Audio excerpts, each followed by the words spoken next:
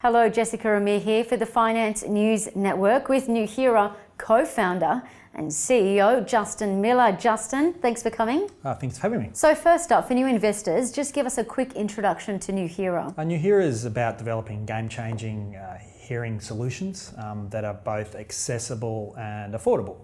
And in game-changing, we talk about things like go beyond the traditional means of things like music and phone calls into things like augmentation, intelligent noise control. So things that are providing real benefits to people that have, in some situations, some pretty significant problems. So your wearables, your IQbuds, span a whole lot of different markets, but just give us some examples. We brought IQbuds to market. We started shipping our first product in January of last year, and in doing so, we've now gone global. We're in major retailers all around the world, from Best Buy, Brookstone in the US, Harrods, Selfridges in the UK, right through Middle East and the like. So we've got really good retail penetration on that particular product. We've sold a lot of product in the last 12 months since launching, and that's enabled us to then develop a couple of other type of products based on usage we could see on the use of the first product. The second product we're bringing to market is IQbuds BOOST, which is ideally targeted towards people with more mild hearing loss. So we've integrated a hearing test and then basically with that hearing test auto-configuring the earbuds to your hearing profile. So by creating your own ear ID, as we've termed it. Everyone's hearing's different, and the unique experience about our products is we give you some personalisation as well as some really cool tech features that enable you to hear what you want to hear. Essentially what we do the things that traditional headphones would do, like music and phone calls, but we also do smart things like augmentation. So you might be walking, listening to your music, but also be able to hear what's going on around you in terms of your surroundings. And then we do other things like intelligent noise control, which enables you to turn down background sounds and promote conversations, which is pretty handy when you're in a noisy bar or restaurant. Now to the numbers, just tell us about your sales. Our sales have gone well. In our first 12 months of sales from January to December last year, we did $4.5 million worth of sales. As I said, that was global. We got significant growth out of our retail base as well.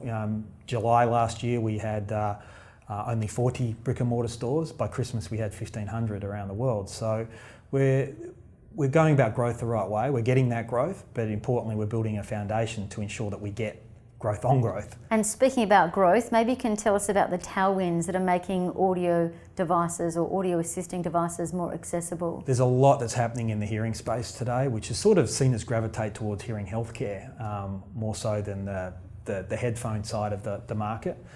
The first is legislation. There's been some legislation changes, particularly in the US, where people with mild to moderate loss no longer have to go to an audiologist to get some hearing assistance. That's been provided. That can now be provided through our normal retail chain. And significantly for us, Best Buy, which is the largest consumer electronics retailer in North America, has recently introduced a senior tech store within their stores. And I'm proud to say that our IQbuds BOOST, our new product, is a flagship product for part of that senior tech. So that's an enormous opportunity for us. And Justin, just tell us about the size of the market or markets that you operate in. And secondly, what's it going to take for more people to start to really buy your devices? IQbuds have an average user age of about 40. Our BOOST, which we started shipping weeks ago, has an average user base of 56.